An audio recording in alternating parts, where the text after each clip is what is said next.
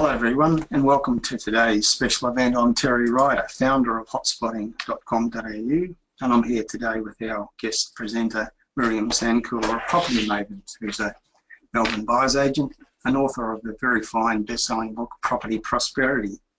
Before handing over to Miriam, I'd like to make these comments. In my many years researching and writing on real estate, I've encountered many people who begin the investment process by going online and searching for properties for sale. And if you're doing that, you're starting in the wrong place. You're starting at maybe step 6 in the process and overlooking the essential steps that should come before the property search. And that brings us to today's topic, the importance of understanding risk and planning as part of the property investment process. And there's no one better qualified in Australia to speak on this subject than Miriam Sandcooler. Miriam, welcome. Thank you, Terry. Thank you for having me here today. So what do you have for us today? Yeah, well, today we're going to talk about understanding risk and planning in property investing. And these are very much the first couple of steps that people need to take when they decide to go on the investment process or journey. And I absolutely agree with you. Looking for property itself is really much further down the track. And by understanding these two components, this is basically going to give investors the better opportunity for an outcome, but it'll also mean that they can sleep at night and they've got a clear path and plan that they're working towards to achieve their outcomes as well. Okay. Fantastic. So a big thank you for everyone for giving us your attention today and attending the presentation. We've got lots of great content to share and I'd like to impart as much value as possible. So I'll offer an opportunity at the end to take away some additional resources from tonight's presentation. But I'll start with a little disclaimer. So please note that throughout the presentation we're not providing any tailored financial, tax, legal or property advice, and I strongly recommend that you seek independent accounting, legal, finance and property advice from an expert before embarking on actioning any information disclosed in this presentation. By attending this presentation you agree to release, indemnify and hold harmless all presenters, their agents, representatives and employees for any loss or damage you may suffer in any way associated with your attendance at this presentation and or as a result of not seeking independent financial or tax advice. So sorry about that, that's just one of those formalities that we have to deal with nowadays.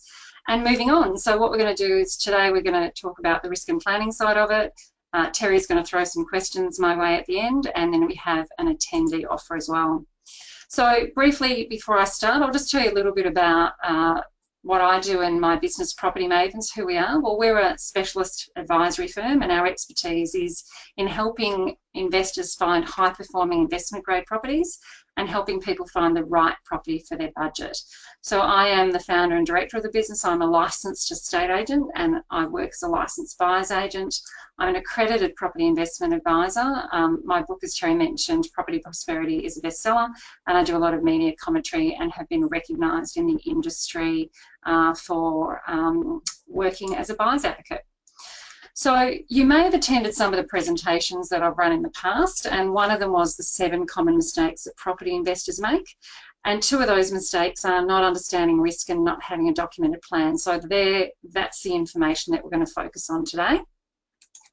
And leading up to the presentation today, you would have received the invitation from Terry, and there would have been a link to an offer to be able to buy my book, Property Prosperity, at a substantial discount. Tonight, we're going to specifically be focusing on 2 chapters within the book, and we're going to be talking to that content. So if you haven't bought the book, it's okay, it's not too late. The offer will extend, and I'll talk a little bit about that towards the end. But I would highly recommend you do buy it. In particular, the book has recently been adapted to a short course for the financial advice sector. So now I teach financial advisors about integrating property advice into their business, and Notre Dame University have actually picked up this particular subject as an elective subject in their Masters and Bachelor of Financial Planning degrees. So you don't need to spend hundreds and hundreds of dollars like financial advisors to learn this information. You can literally spend less than $20 and get your hands on the book and then learn the same content and then obviously apply it. So let's talk about risk, personal risk and property risk. There are two different types of risk that we're going to talk about today. So risk is the extent to which you're willing to expose yourself to loss in return for a particular level of gain.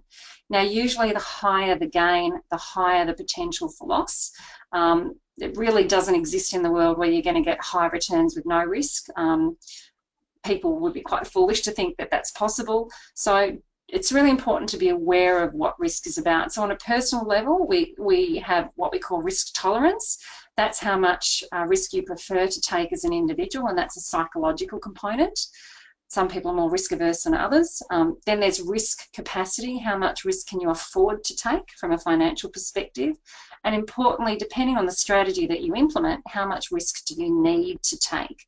Now, that may or may not be in conflict with those other two components, but there's only one way to find that out, and we'll talk about that as we progress.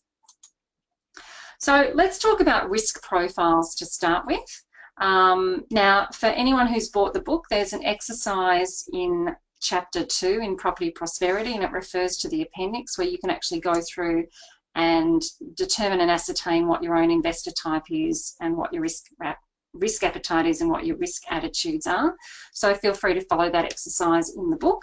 But just to talk generally, so if we talk about investor types, the concept here is very much like what a financial planner would do. So I suppose in short what I do is I take a financial planning approach to direct property investing, because property is an asset class in its own right, and it's really important to factor the risks associated with it back to your own personal risk profiles and factor it all in conjunction with a bigger financial plan that you may have. So someone who's a conservative investor, they tend to be fairly risk averse. If we talk about money in the bank, they tend to be people who literally stick their money in banks or bonds and don't take risk at all and just like to know they're going to get their 2 or 3% per annum, and that's about it. Someone who's cautious, they'll accept some risk, but not a lot more. So again, using a bank as an example, they're probably more likely to put their money in term deposit. There's a bit more risk that comes with that, and your money's locked away, but you're going to get a slightly higher return. If we talk about an investor who's prudent, well, they'll consider more moderate calculated risks, but they need the evidence to support that, you know, in taking the risk, they're being quite prudent in that consideration. And then the next level up to that is assertive. That's someone who will take between a moderate to high risk, but again, it's a calculated risk that they do that. And then someone who's an aggressive investor is comfortable with very high risk. So if we talk in terms of property, someone who's ultra conservative, well, they might actually not even consider property because there are risks associated with it. So someone who's cautious might just have a little conservative property that they buy and they hold, and they make sure it's, you know, in good condition and it's pretty set and forget and it doesn't cause them any headaches. Whereas someone who's more aggressive might consider a strategy like developing, and I'll talk a little bit more about that as we go. So it's important to identify which investor type you are personally, and it's also important to identify, if you have a spouse or partner, what investor type they are, because more often than not, they're not the same, and there are things that you need to take into consideration in relation to that. So let's talk about risk attitudes, and this is a psychological component, and it's about risk mitigation. So a good example of that is whether or not people are prepared to take out insurance. Some people are prepared to insure their car and they're prepared to insure their house, but they may not have considered insuring their life or their income. They may not have considered insuring for illness or for total and permanent disability. So depending on the type of insurances you usually have, this will identify what your risk attitude is. And look, to be fair, sometimes people don't understand the implications of not having adequate insurance, but it's a really good way to gauge what you think of it, quite frankly. So a conservative person is someone who is likely to insure themselves in the event of severe illness or loss of health or loss of income. And someone who's more aggressive or assertive might be prepared to take the punt and make a conscious decision not to pay for those sorts of insurances. But then, of course, if things go sour, well, then you have to suffer the consequences of that. So understand psychologically where you position yourself around that, because that might highlight where you've got gaps in your risk mitigation process and what you need to consider when you're investing in property. So what I do with all of my clients, once we've purchased a property, I always get them to review their life insurance. I always get them to update and review their wills. I get them to consider increasing their death, life insurance and death and disability cover. I don't do that myself, but I get them to talk to their advisors about that, because in reality they've taken on board more debt, and if something happens to them, there are substantial consequences to their portfolio. So really important consideration here if you are going to go and do some investing. To mitigate risk, make sure you're thinking of those sorts of things as part of the journey. So then the next one we talk about is risk appetite, and that's someone's individual desire to invest. So I've often worked with couples, and it might be that one person's desire is much greater than the other. One person might be happy with one property and the other person in the relationship would like 10. Now obviously there's a conflict there, so it's about recognising individually how many properties you're comfortable with buying, and it doesn't necessarily have to mean that you have to buy a lot of properties. You're often better off buying fewer higher performing properties than a lot of average performers. But it's important to know in relationship, if you want to buy 10 properties and your partner wants to buy one, well then you need to allow that person to be involved in one, and you need to figure out how you're probably going to do the other 9 by yourself. So bit of relationship advice there. or find a different partner. Or find a different partner. But look, it could be that you've got a business or an investment partner, but you've got to make sure you're aligned from the very beginning, otherwise it can kind of turn to muck later on. There's more relationship advice to come. And then you've got to decide your level of involvement. So most people don't really consider this, but some people are more passive, whereas others are more active. Again, this is something in the book in chapter 2 that you can do that little assessment around. Because in short, the more active you want to be, the more likely you're to hit the ground and do the work. So that's where you might do the work yourself and you might get professionals to check the work that you've done. If you've got a medium level of involvement, that's where you might engage professionals to actually do the work with you. And if you're really passive, you just don't have the time, you're not interested, or you don't trust your own judgment, that's where you might engage professionals to do the work for you. So really important to have a think about all of those things before you even look at realestate.com and take those into consideration.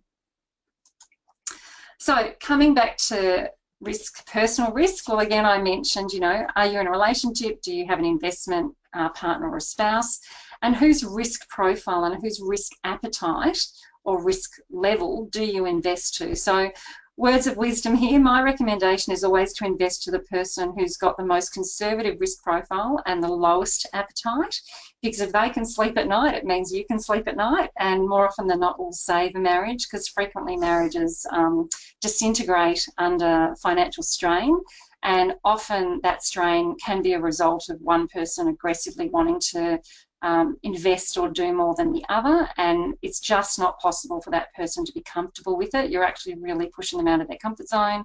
And so for the sake of saving relationships, if you're going to do the investing with somebody else and it includes their assets and their money, make sure you're investing to their risk profile and their appetite level, so you have a happy relationship moving forward and you can avoid conflict around that. So the next stage of risk that we're going to talk about, so just back on that, Terry, would you agree? Absolutely. I've been through it myself, and I've seen others go through it where there's a mismatch in a partnership, you know, a marriage or relationship partnership between your attitude to investment and just how aggressive you want to be. It can be a deal breaker in terms of the relationship if you don't really address that before you embark on a process of investment. Totally. And look, I've had that same experience, and it can even be as simple as someone wants to invest and the other person doesn't.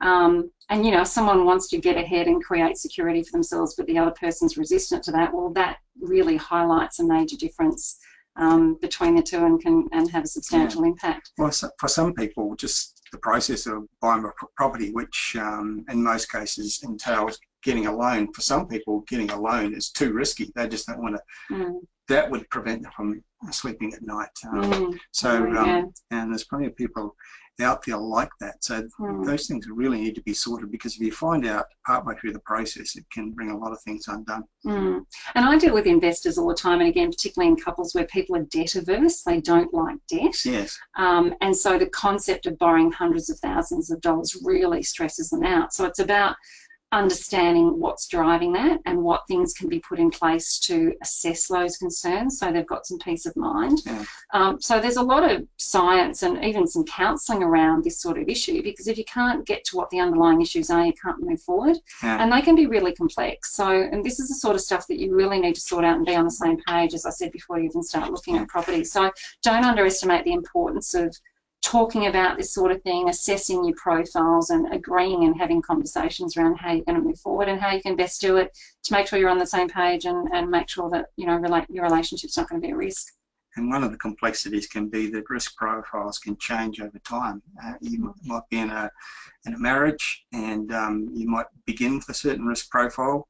As you start to perhaps start a family and have kids, your risk profile can change. As you get older, your risk profile, your willingness to take on risk as you perhaps near retirement is much less than when you were younger.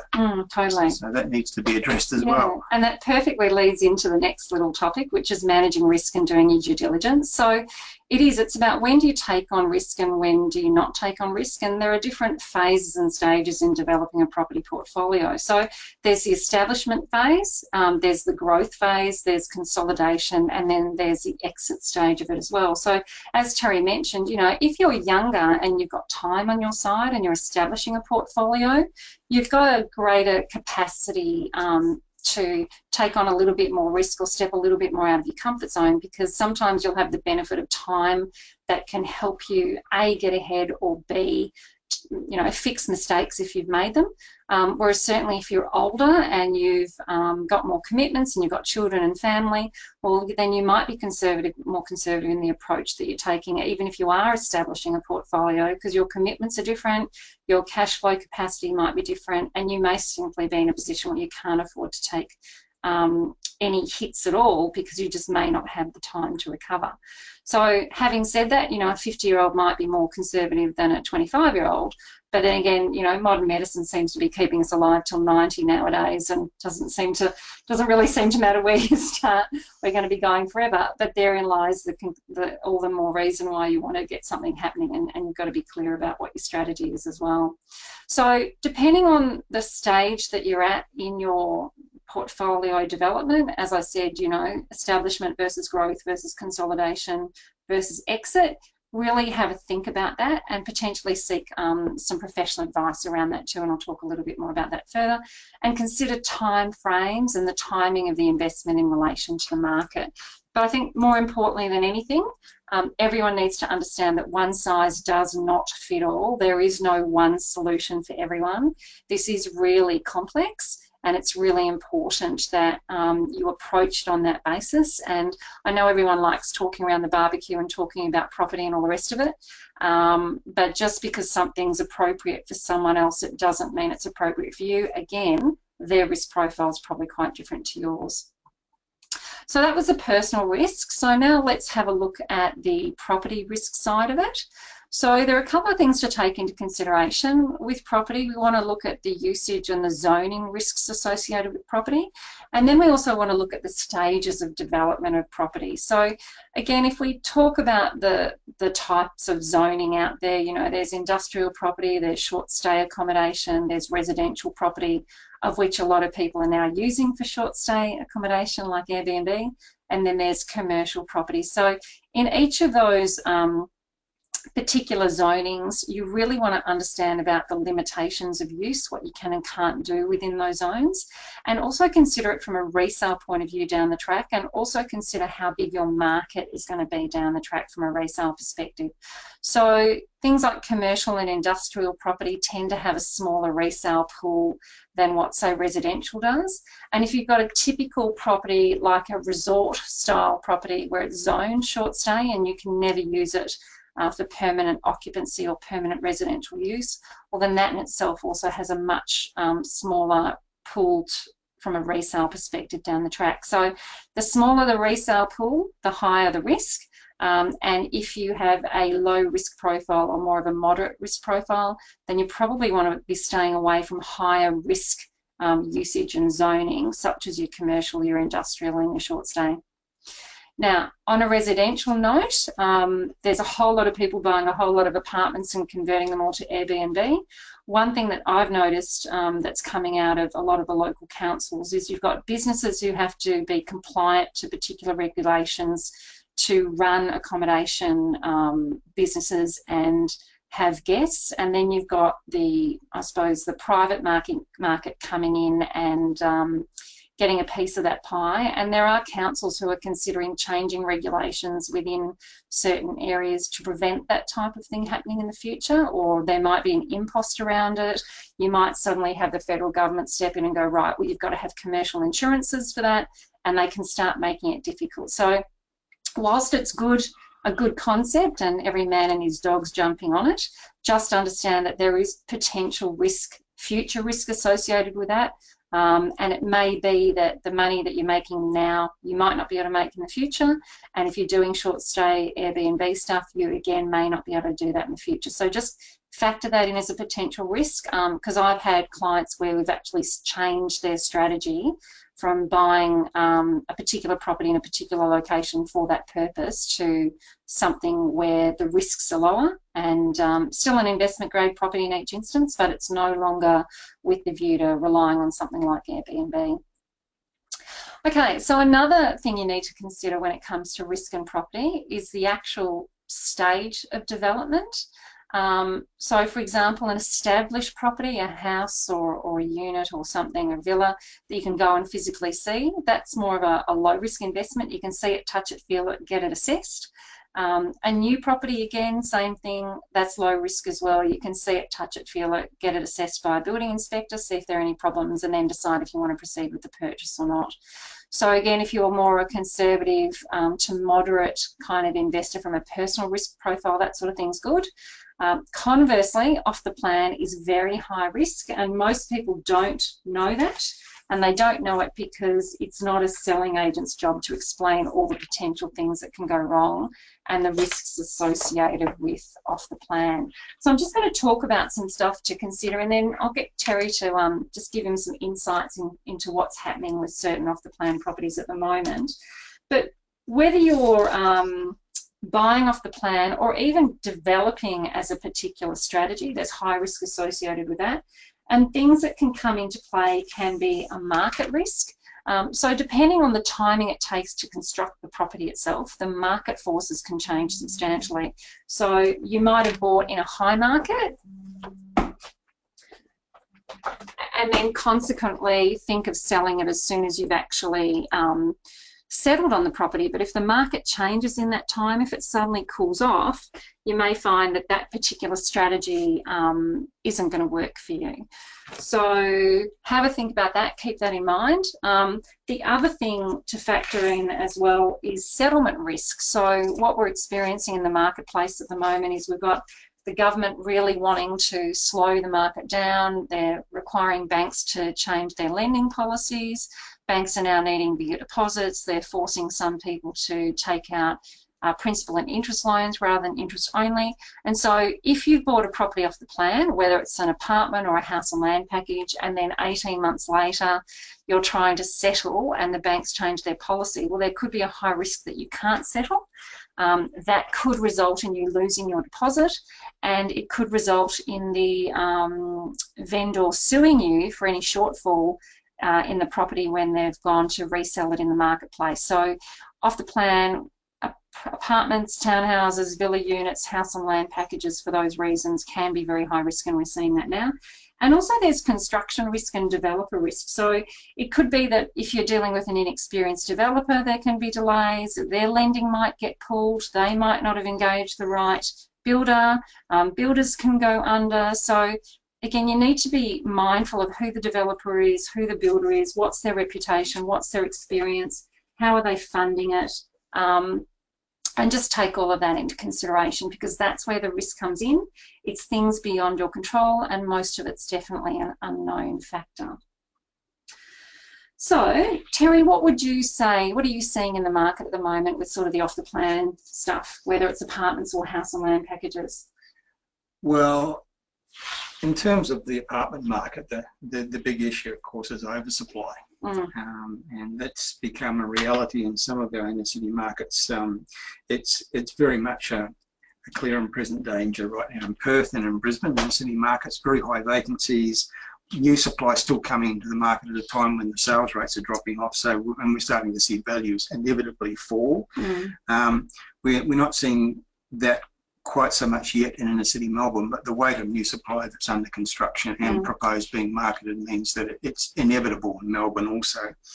The problem for people buying off the plan is that quite often there can be quite a big time frame between when you actually sign a contract and when you actually come to settle. It can be 2 to 3 years perhaps if it's a big project, and a lot can change in that time frame. And one of the things that is changing in some of our major inner city markets is this oversupply risk is becoming more and more prevalent.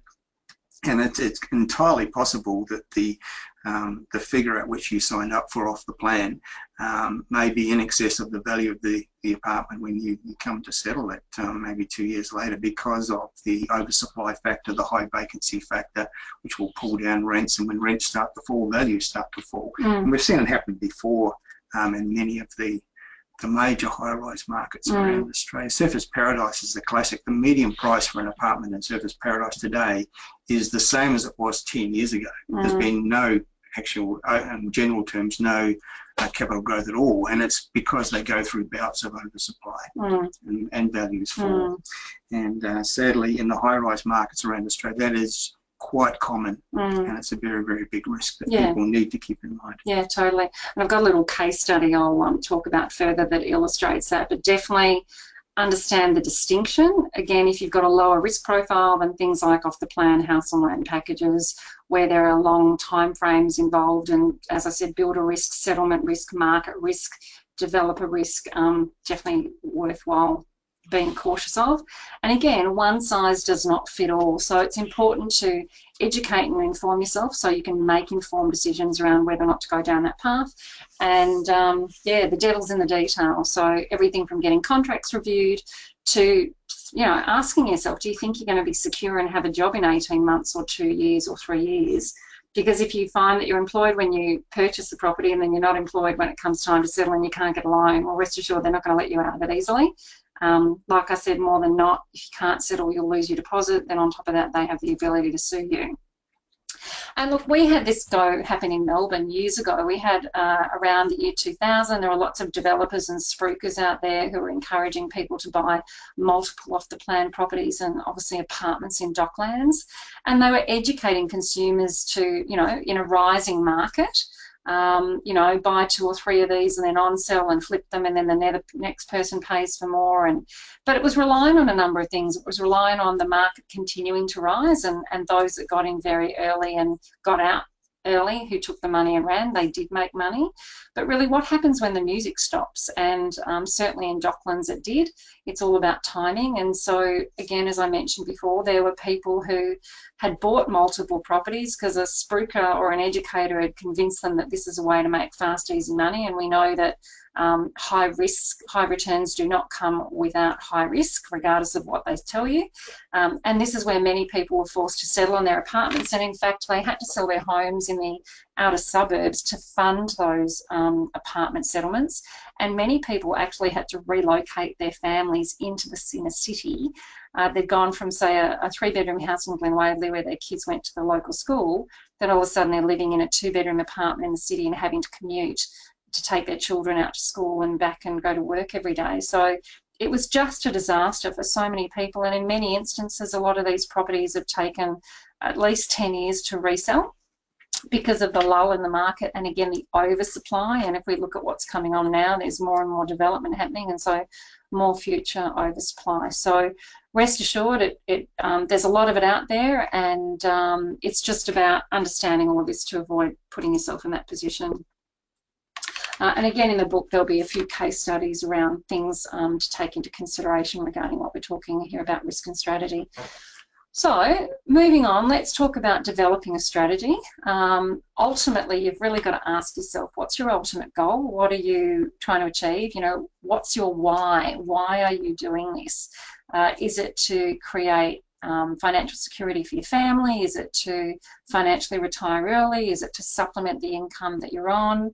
Is it to you know, just have a bit of peace of mind where you can sleep at night knowing that you may not qualify for a pension, and so how else are you going to get about doing it from an investment perspective? So once you're clear as to what's driving you, then it's about implementing a strategy to achieve it. And this is actually quite complex. So this isn't something that we're taught to do on a day-to-day basis. This is very much what a financial planner would do with their client and people with formal property qualifications, which I'll talk about. But so if you are going to develop your own strategy, you've got to consider your age, you've got to consider your income, you've got to consider your timeframes to financial retirement. What's your risk profile? What's your partner's profile? What's your marital status? Are you married? Are you single? Do you have children? Do you not have children? When are you going to have them? How much money are they going to cost you? If you're going to take on debt, what's your cash flow capacity to service that debt? And so they're the things that will come into consideration as you develop your strategy. And you've got to consider some investment fundamentals. You know, I talk to people who've bought properties and they haven't performed and they can't understand why. And more often than not, it's been because they've been sold an asset that's not a good performer, but they've been sold on the basis of the strategy of reducing their tax. Now, that's actually not a strategy, that's a benefit of investing, and it really shouldn't be the reason to invest. There are primarily two reasons to invest, and they are you're either trying to generate cash flow or income, or you're trying to generate capital growth or equity. If you have to pay tax on that, well, it's a good problem to have. Better to have it than run at a loss. And better to have properties that are growing in value or generating income than not performing and giving you tax benefits, because you're quite frankly going to be worse off as a result. So have a think about which of those is your primary driver. I know you're all sitting there going you want both, and that's a sitting on the fence response that I always get from people when I talk to them about how I can help them achieve that. So think about, if you had a gun to your head, first and foremost, what are you trying to achieve? And then everything should follow after you've made that decision and you've got off the fence. So again, doesn't mean you can't do a combination of both. I talk to people about having a balanced portfolio, and I'll talk a little bit further about that as we go.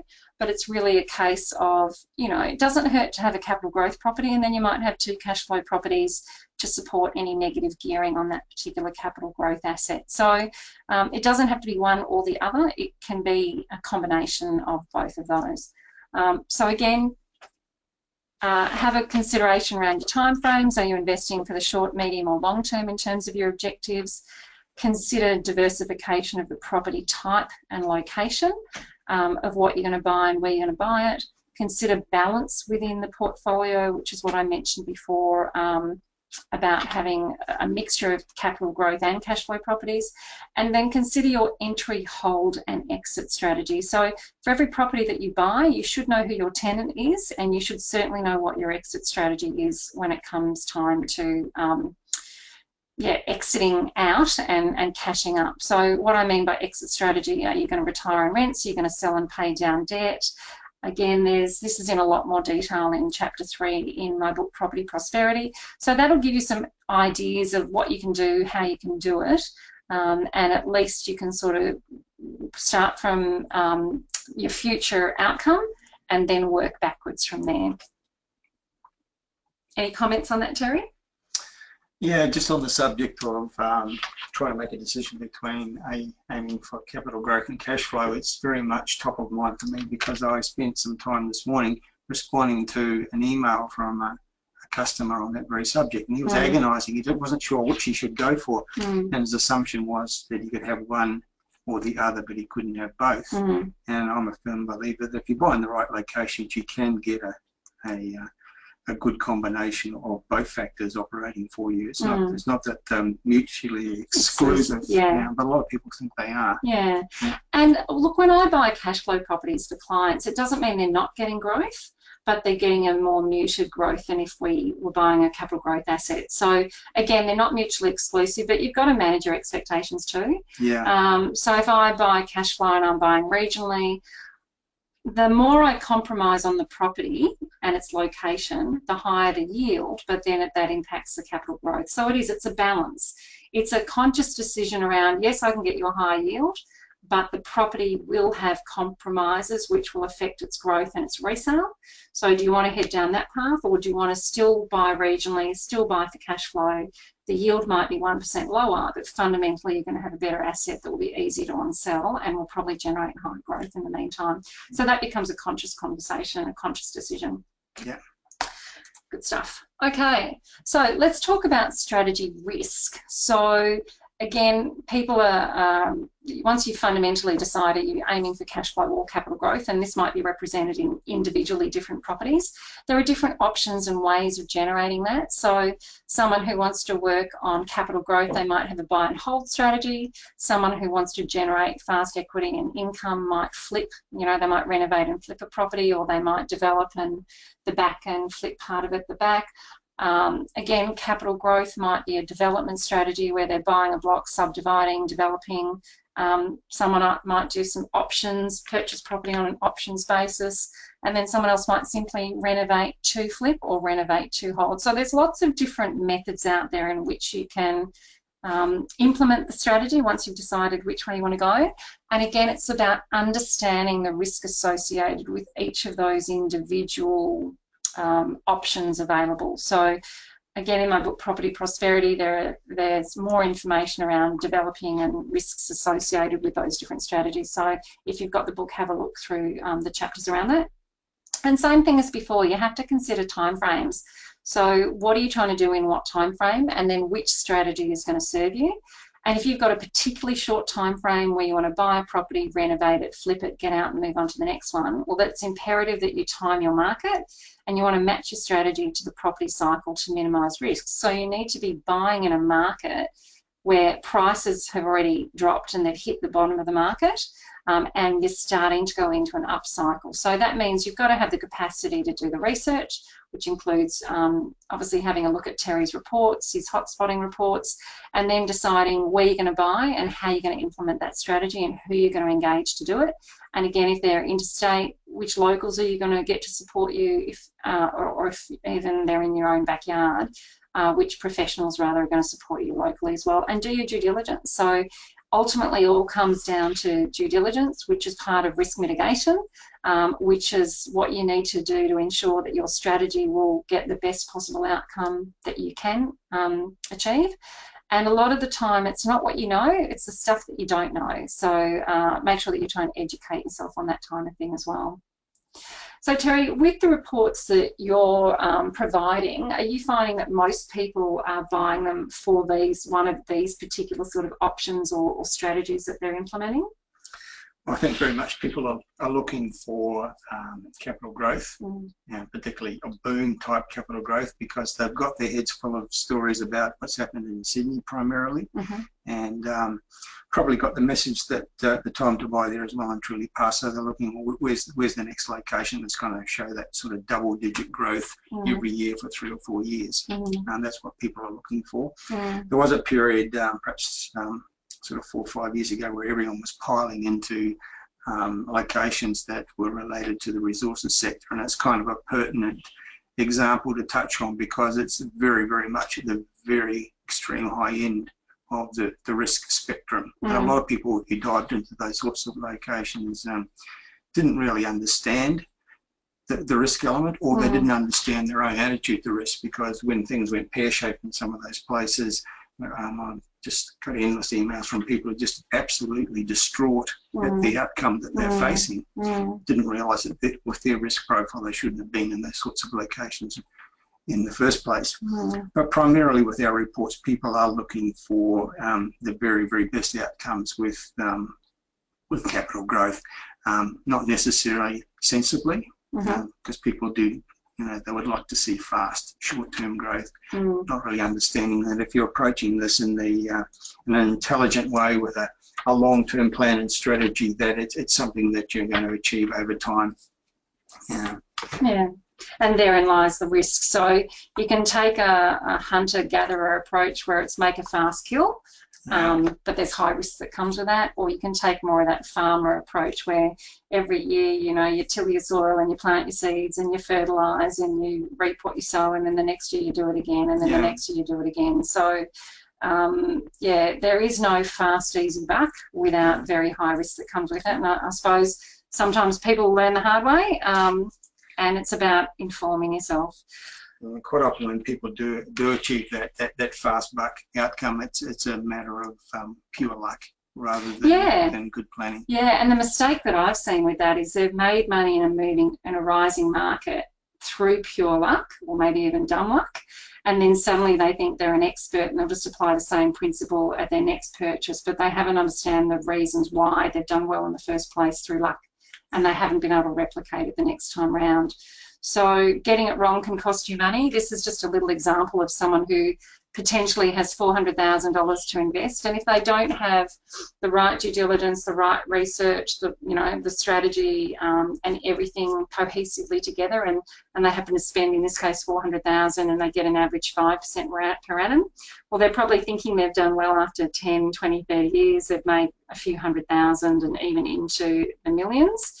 However, by understanding your risk profile, by having the right strategy, by doing your due diligence, by having the right research, someone in this example where they've averaged an 11% return per annum as a result of that, they're millions of dollars better off. And this is the effect of compound interest over time. So you can see that while it may not make a massive difference, in 5 years, it certainly starts making a massive difference over 10, 20, 30, 40 years, etc. So yeah, getting it right at the beginning will largely determine where you get to at the end, absolutely. So here's an example of a client that I worked with, Theo. So he's got a combined strategy. So we purchased a capital growth property for him in the first instance. That was a negatively geared property, and the next purchase as part of his strategy was more of a cash flow property.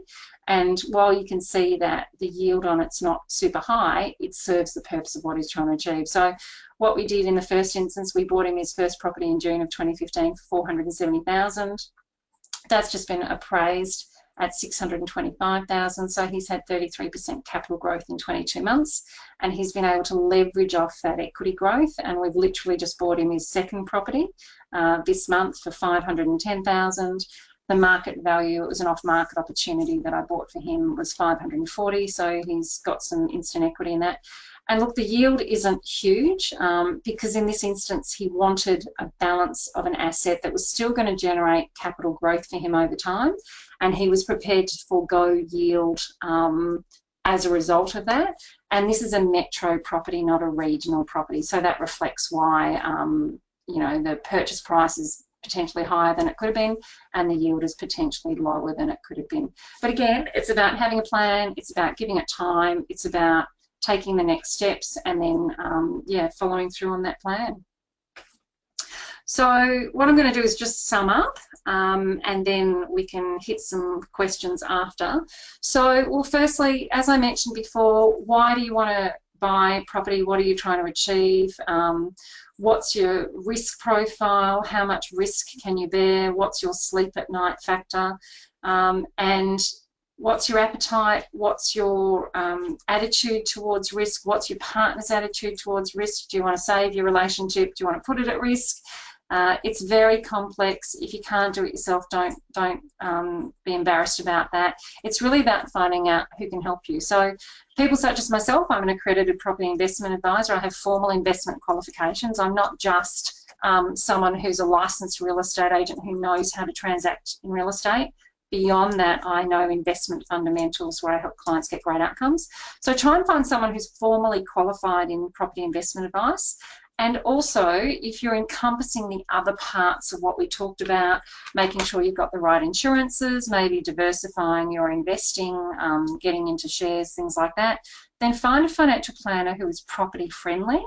Now, they might not necessarily be licensed to talk about property, but you can direct them that you would like to have a property component within the profile or the plan that they're going to develop for you. So they'll just allocate a portion of your overall plan to direct property, and then that's where you can go out and attempt to fill that yourself or get a buyer's advocate or an accredited property investment advisor on board. But you definitely want to deal with someone who will allow you to factor that in as part of your overall planning. So there you go. Okay. Okay, so let's see what questions you got.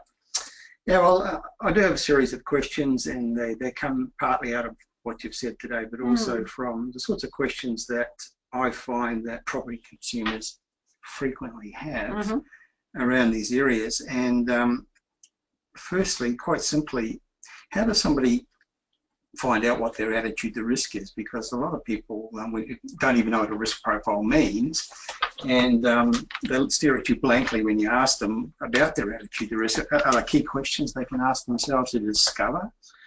I'm sure this is covered in your book. It is. So I've got a little exercise in there with a table in the back saying what type of investor are you, and that just allows people to go through and answer questions and literally rate themselves. So it literally goes from how concerned are you about the security of your capital, where you've got to rate it between extremely and not concerned, to rises and falls in capital value of investment, cash investments, investment performance. So there is a formal test you can go through, as well as definitions of what type of investor you are. There's a little test here as well about your risk attitudes, and that's, as I said, your willingness to insure yourself and your assets versus your willingness not to.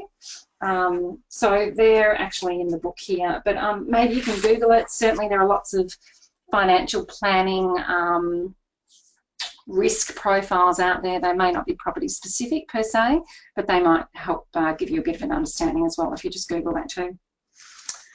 Yeah, so how does somebody, in terms of the actual physical property they might be considering buying, how do they know what's a risky investment and what's not? It's a very broad question, I know. It's a really broad question. Well, it has to start from their risk profile, and the property that they're looking at has to match it. Yeah. So if you've got a conservative risk profile and you don't want the risk off the plan, then you're buying something established. But then it'll come down to individual due diligence on that property itself and the criteria of that property that distinguish it being investment grade versus not. Yeah. So in what I do, I have a 57-point checklist that we go through, and we score a property across a broad number of factors to see if collectively it meets the right score. So it might fail on little bits here and there, but combined, those parts might actually mean that it's investment grade. And does that checklist sort of cover the locational factors? Because I think a lot of the risk comes down to the location you're buying, whether it's an inner city suburb, a middle ring suburb, an outer suburb, this city as opposed to that city, a capital city versus a regional centre versus maybe a mining town. That's research, and that's probably another webinar. Yes. That ultimately comes down to research in addition to what we've just discussed. Yeah, it's understanding what types of locations tend to be low risk and what tend to be high risk. I think a lot of people really aren't clear on that point, and they need to be better at it. Yeah, absolutely. But maybe we can address that in a research webinar. Yeah, as you say, it's a whole other subject that could occupy a full-day seminar. A lot of people want to know, who can help me develop a strategy that makes sense, because they really don't have the skills. They obviously need someone to sit down with them and ask them a series of key questions, and it then becomes perhaps clear, but where do they go for that kind of service or advice? So if anyone's already got a financial planner, as I said, approach them and ask them if they can give them some support, if they direct them that they want to include property as part of their overall plan. Now, they won't give you asset selection advice, but they will incorporate it as part of your overall strategy. If you don't have a financial planner and you want it property specific, again, find someone with formal property investment qualifications, and then they can help you do a formal plan, which will pay for that process, just for the plan itself. Or if you find someone like me who's in the buyer advocacy that I do strategy as a component. It's informal, but it's still part of it. I include that as part of what I do from a buyer advocacy perspective. So it's really just Googling and ringing around and asking, what do you do? How do you do it? How do you charge?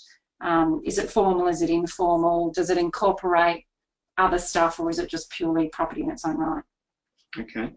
I just noticed quite recently in your presentation that you had an example with Theo, I think, where he bought something for 510 and it was actually valued at 540. Yeah. It seems to me a lot of the potential for mitigating risk is buying well in the first place. That looks like an example where he bought very well. How is that achieved? Is that basically having a good buyer's agent on your team and can find these opportunities? Yeah, well, he bought well both times, because the first property we bought for him, we bought 50,000 under market value because the auction campaign failed. It was just a bizarre little thing that happened, and I don't think the agent marketed the property properly. As a result, no one else turned up to the auction, and we got in there and fought really hard and got him an exceptional outcome, and that's contributed to his equity growth. And then this opportunity here came off the back, again, this was an off-market opportunity. It came off the back of me having purchased another property for another client through the agent, and then he got in touch with me and said, I've got these two others. So Theo's bought one of them and another client's bought the other one this month. And in buying below market value, the way that's supported is I've got very recent, within the last couple of weeks, sales evidence of other properties that have sold for more money that have been in inferior locations, and they're an inferior property and they're smaller. And look, this particular property is probably a little bit newer than I normally buy. You know, it's 6 years old. I tend to buy older properties with more land value. But by comparison, these newer ones in where the particular location for these two clients that I bought actually represent better value than the older established stuff that people are overpaying for at auction. Okay. This is a particular strategy that you've developed with a customer. What kind of risk profile does this customer have that leads this kind of purchase to be appropriate for them? Well, he's more of a moderate profile. He's not someone who, I mean, the reason he talked to me in the first place because he made the mistake of buying a student accommodation property a long time ago, and he learned his lesson that way, that he wasn't qualified to make those decisions on his behalf, and he lost a lot of money. So he came across me, we worked together on this first one, and you can see it's been sort of 22 months since we bought it, but in applying the strategy that he was comfortable with and matching it to his risk profile and his partner's profile, it's worked for him. But this is all, I do, the way I work, as I said, I take a financial planning approach, so I do this sort of stuff in consultation with clients, and more often than not they're coming to me asking me for guidance and advice of what to buy, where to buy it, but I know their risk profile, I know their disposable income, I know their lending or their borrowing capacity. I got a lot of information that they've shared with me before I develop that strategy with them that they then sign off on, and then we go into the marketplace and we fulfill it. Yeah, so I suppose a lot of the questions that people might have about this can be answered by the process you've gone through with this particular customer. Find a qualified professional that knows the business, sit down with them, answer questions, develop a strategy, and then pursue it with a plan like this. Yeah. That really, in simple terms, is a good way to go about it for people. Yeah, and word of warning too, and I've spoken about this in the past, free advice isn't good advice. One thing I'll say for some financial planners is that some of them are licensed to talk about property. What I don't like about those financial planners is they will often refer to a developer or a spruiker. Their client will buy a new or off the plan something or other, and they'll get a kickback or a commission. They might be licensed to sell property, so they take off their financial planning hat, which is supposed to be operating on a client best interest approach. Then they put on their real estate hat, which is representing their vendor, not their client, and they're making commissions out of recommendations where their clients trust or entrust that they're acting in their best interest at that point in time where they're not. I know of other financial planning firms who do their own developments and sell their own clients into their own developments, which is also not taking client best interest approach. So the only way you can ever genuinely find out if someone's got your best interest is that they're they're licensed, whether it's a licensed buyer's agent or a licensed financial planner. B, they work on a fee-for-service basis, so they're independent and they legally represent your interest in the transaction. But if they're trying to sell you property, put you in something new, if they say we've done the research and, you know, pay us a management fee of $5,000 and then we'll give you a commission rebate at the end and you'll get more money back than what you paid in the first place, that's just smoke and mirrors. That's just real estate agents manipulating the process to supposedly call themselves a buyer agent, where the purchaser thinks they've done well because they're paying up front but they're getting it back, and in their fact they're just being sold a poor performing asset. So that's the unethical part of my industry that I don't like. But it's selling agents masquerading as buyer agents, using smoke and mirror tactics to pretend they work for you when they don't. Yeah. So just be aware of that too. All right. Yeah. So, so as I said, where to go? Well, if you need help, go to some experts that are qualified.